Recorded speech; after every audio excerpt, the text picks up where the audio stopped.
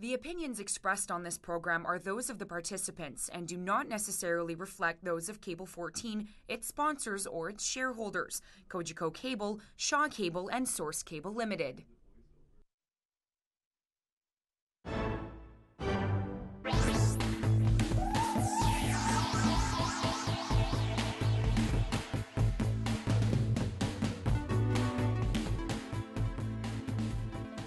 Welcome to the O Show. I'm Laura Babcock, joined as always with Loren Lieberman. We'll say hi to Loren in just a second. But first, here's what's coming up on the program. Yes, believe it or not, there's more on the casino. It's getting more heated. People think there's some allegations going back and forth, and the conversation is getting pretty nasty, especially on social media. Is there a solution? We hope so. We'll talk about that a little later on. Plus, student protests. They're exercising their democracy. Is it going to make any kind of a difference? We'll talk all about that. And we're going to look at the mayor's race. Midterms are passed. What's coming up? What's the short list? And what do you think? Lots more to talk about. Let's say hi to Loren. How you doing? I'm all right. Did you hear the news? Just came out today about the Ticats letting go their head coach. Yes, George Cortez will not be making the trip to Guelph. Just after 1 year. Thoughts? The next coach has Aren't they now looking for a general manager and a coach? Well, Isn't that a lot of transition in a year? You know what? No, because it's next year doesn't count, right? Okay. It's a write-off year anyways. They're not even going to be in town. It gives them a 2-year reboot for the new stadium. It's fine. Okay, interesting way of looking at it. We've got tons of stuff going on in town, as busy you week. know. One of the very busy. One of the topics we're not going to get into fully, but just as an update for our viewers, there is, of course, the debate raging at City Hall about the landlord licensing.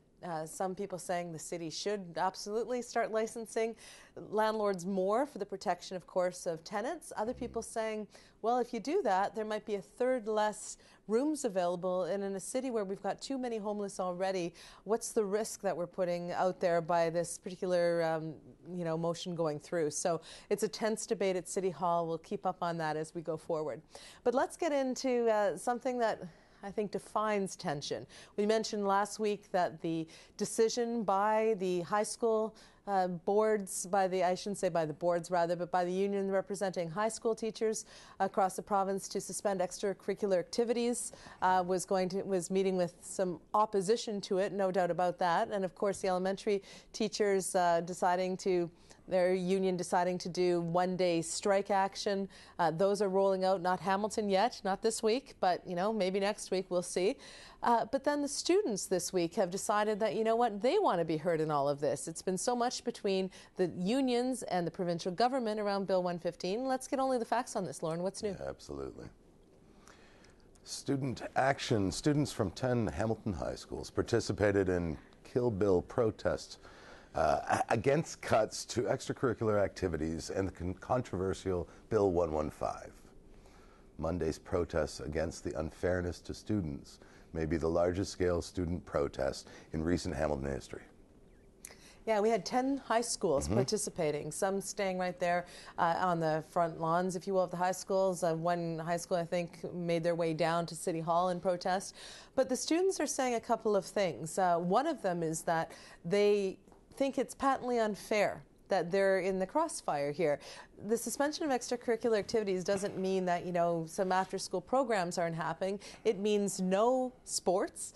So if you're working on a scholarship for that or wanting to play sports in post-secondary, that really can hurt your record.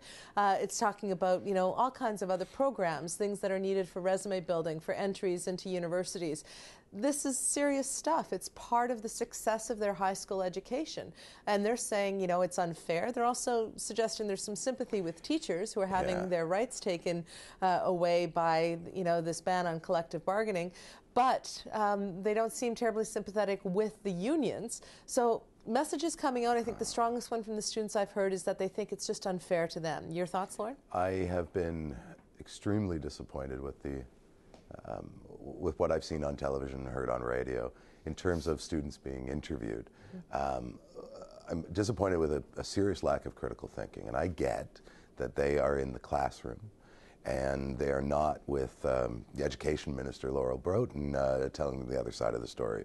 But people are ending up on CH and otherwise with a microphone in hand using word-for-word talking points that the teachers in the union do. And I mean, like, this that I watched an interview. Give me an example.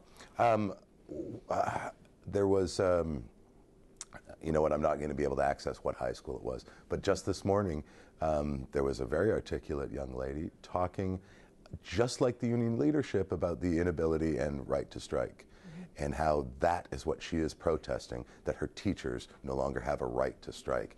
And that just really struck me as odd. I remember during the Harris days, the Catholic schools, especially based on my recollection, were using the blackboard as a pulpit for a political agenda. And that's not what it's about. And the kids should just stick. If you don't have both sides of the story and you're concerned and you're walking out because you're being screwed, then don't point fingers when you don't get it. I think, well, okay, I've listened to several students being interviewed, one extensively on the Bill Kelly show, and I did not hear that, though. It didn't sound to me like a lot of talking points. They kept going back to the fundamental unfairness. Now, the Toronto District School Board, of course, one of their student trustees spoke very articulately and laid out the fact, you know, the Bill 115 and the rights being revoked and stuff like that. So, depending on the student, you might hear, you know, different variations on the theme here. What I heard most clearly was that they are now their academic success is being compromised. This is not, and especially if today the union was suggesting that this might be a 2-year ban on extracurricular activities because that's the length of Bill 115. So think about that for high school students, right? What does that do for, you know, their health, their academic career, their success going forward, their enjoyment? It is terrible. But I don't know how you make that leap. So I'm a high school student in my last year of high school, and football was important to me. And this sucks. I don't get to play football, and it's because, well, I guess it makes sense. It's only fair. Those teachers' rights are being abused. But I don't think that's not how it computes. But I don't think the students make that leap. I think the students that I've been listening to are saying, listen, we're not a big fan of the union tactics here. We have some sympathy for our teachers because, of course, they're going to. I mean, these are their teachers. They have relationships with them. And if you're correct, there might be some teachers who are using the opportunity to preach their side of things to students. But I'm mostly hearing, not that the teachers are all right in this. They're mostly, what I'm hearing is that this is unfair to the students now. This really jeopardizes their success going forward and their socialization in high school. Of course it is, but it wasn't the education minister that canceled extracurriculars. It was the union. And this is where I'm hearing the students pointing some of their fingers. Good. Now, in terms of the question of will they get any traction with this protest, I think it's important that the students are making themselves heard, because so far what we've heard is a lot of union rhetoric and a lot of rhetoric coming out of course, Broughton's office and the Premier.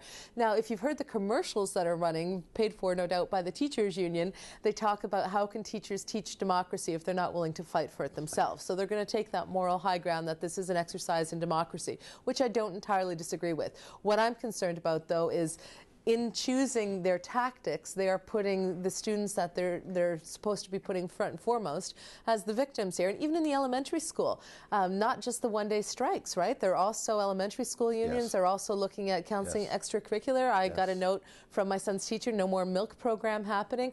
I mean, they have a lot of different tactics that they can use here, Loren, but at what point are teachers crossing over into doing more damage than good?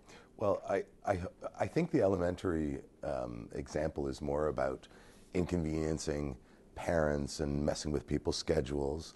I don't think there's the same sense of urgency to how the kids are being affected outside of the classroom hours. And I don't negate inconvenience to the parents. It's a different effect. I don't think, though, that the students are going to be heard through this, because if anybody was interested in hearing from the students, you wouldn't have made the students the pawns and the victims in this situation anyways. It's terrible. Well, I'll be interested to see, because when I looked at, and thank you to The Spectator for doing that timeline of student protests locally, when I looked at them all over the last 20 years, it didn't seem to me that there was such a widespread, in other words, 10 high schools participating at once, and the numbers, I can't guess at them, but I'm imagining they're some of the highest. Now there's social media too, Lauren, and we've seen that's the way one school connects with another in terms of their student councils. And you know, I don't know if Hamilton's calling it Kill Bill, but I've certainly heard that across the province, which of course is a clever pickup on a Tarantino film. So this might be more organized by virtue of social media. That might be a new element in this, and we'll have to see if it gets traction. Certainly it's getting traction here with us and with the media, so good on you, students. Okay, let's get to the next thing we want to talk about. This is an issue, of course, that we're going to be bringing up over the next few months. It's budget time in the city. And last week we talked about the police budget coming in at 5.25% when council's asking all departments and, as you mentioned, external agencies to come in at about zero or close to that. Toronto has come in at a zero budget for their police. Does that say that in the budget process as we go forward, we need to be doing a lot better? Let's see where we're at now, Loren, with only the facts. Sure. Budget bill. City staff reports a potential 3.6% budget increase for 2013. Council now starting budget process discussions to reduce the tax increase. So, as you know, Hamilton City Council last few years has shot for a 0% increase. Yep. And last year they were one of the lowest, I think, with London in the province. 3.6 is better than it was even, a few weeks back. So they're whittling away at it. But where can the savings be found? Because isn't infrastructure spending absolutely essential? We've got the provincial downloading in terms of the necessary benefits for the people in our community who struggle with poverty. We've got all kinds of pressures on the bottom line in the city. How do we find the savings? Well, it's not going to be 3.6. If it was going to be 3.6, we'd be hearing that it's going to be 7. Right. And this happens every year. It is wonderful marketing for the final number. You get us all used to 3.6. That isn't terrible, but we don't like it. So by the time they whittle it down to 2 or 1.5, people like you and me, Laura, are going to stand on TV and give them thumbs up for a good job. So where do the savings come from? I suggest they already know that 3.6 is not where it's at right now, and it'll certainly improve from there. But it's, when you throw in infrastructure into the mix, we can make it whatever we want, depending on how much we spend. I know, but we need the repairs. And Marvin Ryder, of course, from the DeGroote School of Business over at Mac, was on talking about if we don't get putting money into our roads, etc., we can't function as a community. Right, there are some things we just have to spend on. And cities, especially older ones like Hamilton, are pointing at their provincial and federal counterparts to see if we can access some additional money. Did we for get that. a chunk of the gas tax back in the day from the federal government to help with this? Yeah, but remember that big amount? Not anymore. Right. No. I don't know. Those are two separate issues. Our infrastructure problem and selling the community of Hamilton on a number they can live with are distant cousins. And do you remember also we used to go cap in hand? There were about 3 years in a row there where we had an $18 million budget shortfall with the province, and we'd be talking about tax increases of around 10% until that big announcement came that we got the funds. So there's always a lot of drama around the budget, but it is a process that goes for months, and so we'll be plodding along and watching it here on the O Show for you. Let's switch to something else that has people talking about, I think, more at all of the Christmas parties and holiday festivities. I've been hearing this more than budget talk, believe it or not. Yeah, I think it's slightly more interesting.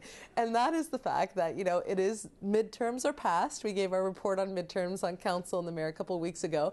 So everybody is now talking, and I mean everywhere I go, I think with you as well, Loren, they're talking about who is going to throw their hat in the ring for mayor. Can we get just the facts on this, Loren? Absolutely. The mayoral race. Now that Mayor Bertina is past midterm, talks are heating up for who will run for mayor in 2014. The last mayor race saw 15 candidates toss their hat into the ring. So 15 candidates was a lot last time. Of course, the three front runners, for obvious reasons, were the incumbent, Mayor Fred Eisenberger, a previous mayor, of course, Larry Diani, because of profile, no doubt, and Councillor Bob Bertina, when he decided, sort of near the end, to get into the race, had the high profile, of course. Everyone knew him from his radio program and his term on council. So this year, everywhere I went last week, people were coming up and talking about it, and a lot of kind of secret meetings going on, if you will, between would-be candidates in town, and a lot of rumors and gossip. And Loren, you, Larry Diani, and I got into a discussion at the Cable 14 holiday party about this, and we'd all heard different intel. So I posted a short list on Facebook based on everything that I'd been hearing to get people's feedback. And, I think I posted Mayor Bertina because he's made some indication that he intends to run again, unless you've heard differently, have you, Loren, on that? No. So presumably the incumbent runs. Also, I put on Mark Chamberlain, community leader, of course, from the Poverty Roundtable for the Hamilton Roundtable for the Poverty Reduction, also involved in a bunch of other things and an entrepreneur, as we know. Also brought up Ted McMeekin. He's a cabinet minister and has a high profile. Some say he's definitely not. Some say maybe he is. A little birdie told me maybe recently that maybe there's a ground team ready to run Ted as well. We also have to look at Fred Eisenberger. I've heard from a number of sources now that he is definitely considering a run very seriously.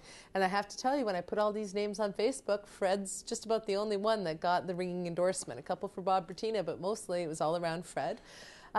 I also was tweeted by a pretty high-profile woman in town when I put this out on Twitter that there is a woman planning on entering the race, but the timing's not right, and they're not going to let me know who that is. So potentially that's going to happen. And I was also told on my list on Facebook that I had not included a number of people, maybe some activists in town who are thinking of taking a run at mayor's job. Maybe some other hats being thrown in the ring that we don't know about. Well, so can you add to that list or take away from it? Sure.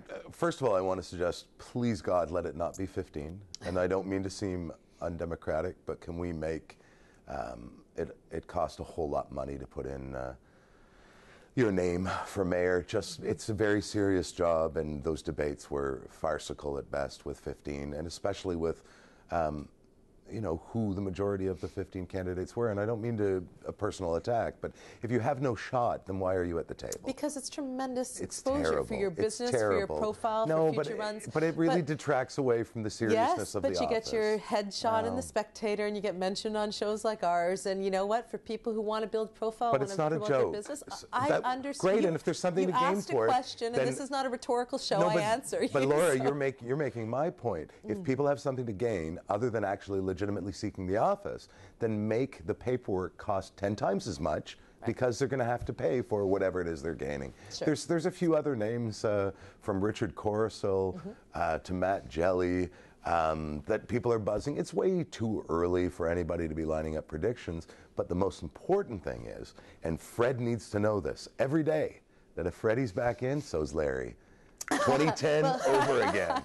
Well, you know what? It's funny you say that, because, of course, we needled Larry about that the other evening. I don't know if his two former competitors were running that he couldn't get himself in there. He swears he won't. He spent enough money on it in the past. The side note on all of this is, here's my prediction. If it's a rerun of the last election, then a fourth candidate will win. If it's just those three butting heads again, somebody else can take it. Ken Odzis ran Fred's campaign 2 election cycles ago, then Larry's last time, so I guess he's got to run Bob's this time. So Ken, I don't think is in our community anymore, but Mr. Odds has come back, and I guess you got to complete the triumvirate here. Yeah, I'm saying nothing on that. I don't think that's happening. That front. But speaking of predictions, I'm so pleased to announce that we are going to be doing another Opinion Fest for the holidays. Yay! We are. We're going to be taping a show and airing it very soon, where we're going to be on with the Opinionators. It's going to be airing next week, and we're going to be taping it with the Opinionators. So that's with Ron and Tara Laura, and in Alex. my house, that is a cherished Christmas tradition. Yeah, isn't it great? Opinion Fest. So we got a two-parter. One is going to be a look back at the best and the worst of the past year, and then a look forward with big predictions. So we'll save our predictions for who might throw their hat into the ring for the mayor's race for that program. But you'll be able to see it next week, and it is pretty exciting. Okay, let's do a quick thank you to the people who help make us look good here on the program. That is, of course, to Pennington's. Thank you so much for the clothes and the jewelry. And to Madison Avenue. They do an awesome job on my hair. I appreciate it, guys. Thanks so much. Okay, let's get to the casino. This probably will be a topic every week. There's no way around it. Things are getting messy out there. Yes, they sure are. Really bad. And, several sources today pointed out to a particularly heated exchange between an activist and a member of council. And because I didn't witness it firsthand, I won't speak their names on the air here, but just go on social media and you'll be inundated with it. But it speaks to the fact that, camps are getting entrenched, and in Hamilton we have a history of maybe not making the most informed decisions because we get into our respective camps and start yelling and calling each other names. So, is there a possible solution? I hope so. There's something that I'm trying to work on here. Only the facts, please, Lauren. You bet.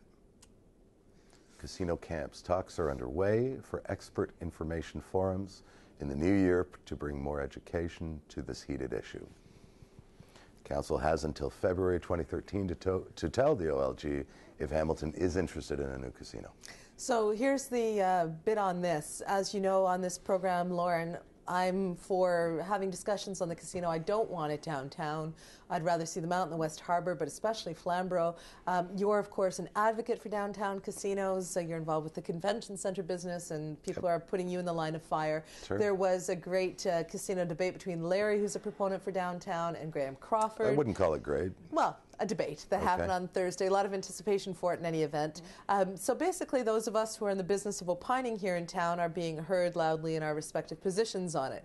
It occurred to me, and I discussed this with Graham and yourself and Larry last week, that maybe there's something we can add to the mix other than our already entrenched camps on this, and that is to get some experts in. I've certainly been hearing, and I've heard other people as well who've heard some experts from out of town who are looking at the casino issue from its terms of its socio-economic benefits. What is the cost, if any, in terms of society, in terms of safety, in terms of mental health? What is the cost to the community if we don't do it in terms of economic viability and opportunity? I would like to be more informed on this because I think that we're needing some facts here that aren't coming from people who have a vested interest. So there are some talks underway, and hopefully I'll have an announcement next week about bringing in some real experts who aren't partisan and not from Hamilton to give us some more information really on what our opportunities here or what our risks are with the casino. How do you feel about that exercise if we can pull it off? I'm very upset, not from a pro-casino or anti-casino point of view, but the way this debate has been going on has been childish, insulting, and it's just an embarrassing way of doing things. Activism does not have to resort to name calling because to it's not just activism, it's even coming from people who aren't quote-unquote activists, right? From people on council are getting heated about it. I mean, the debate has got people in their corners. It's terrible. I can't even call it a debate. Yeah, you're right. You're right. It's not helpful. It's not about winning. It's about finding out what the real deal is, and yeah, I think we're not really representing ourselves well. So you're open if we can pull off these forums, even if the information they bring up does not fit with your point of view, Loren, or my point of view. Of course. You're still cool with getting educated. And I can hear facts from the other side that may not sway my opinion fully. That doesn't mean that that there isn't validity to those points. It's just how much you weigh different things. But here's what I really wish would happen, that we don't need to hear any more debate on Brantford, Melbourne, Australia, Atlantic City, Vegas, good examples, bad examples. We should be talking about Hamilton and what is actually available and possible here. And the problem with all of that is we can't even begin to talk about what kind of casino until we as a community decide what we want. And what council is doing in terms of putting all of these ridiculous restrictions, which they haven't done yet, but they're talking about it, we would be, if we said yes to a casino in the province of Ontario under the rules of OLG. And they're putting all of this craziness on there that's going to make us the worst casino in the history of the planet. See, I look at it a little bit differently in the fact that I'd like to know what people are proposing for Hamilton. So we're talking about some serious concepts, not just, it could be this, could be that. So I agree with you. There needs to be some casino proposals coming forward. But the proposals can't come forward until we know the city's parameters for within it. And so this is where we're in a difficult, and I know that there are several proposals that are ready to come forward. Absolutely. But they don't know what the city's rules are going to be. You got it. The city does not want to just say yes to a casino without making it the best possible casino. So I agree with some of the parameters council wants to set, and that Richardson put forward in the health proposal on it. But I think we're missing a whole bunch of actual research. And you don't talk about casino here, there, and everywhere. But there are real stats on the risks of casinos, real stats on the economic benefit. I mean, if you look at OLG is advertising at our Cineplex Odeon right now with these cheesy commercials about how OLG money goes into community centers, we're being argued to with, they spend $300 million a year on marketing casinos, the OLG does, and Hamilton's already getting that marketing propaganda. So let's get in some experts who can really inform us before we start making stupid decisions. Agree? Yes. Okay. All right. I'll work hard on it then, and we'll have an announcement hopefully next week. Okay. Let's get to the way to goes. Yeah, if we can. My first way to go goes to the HEC-5 board for figuring out the Copps Coliseum lease situation for the Bulldogs. It keeps Michael Andlauer and the Bulldogs here for at least another year with options to go. So to all parties concerned, way to go. Yeah, and we were on this show saying that we hope that the Bulldogs would get a fair shake, and Michael.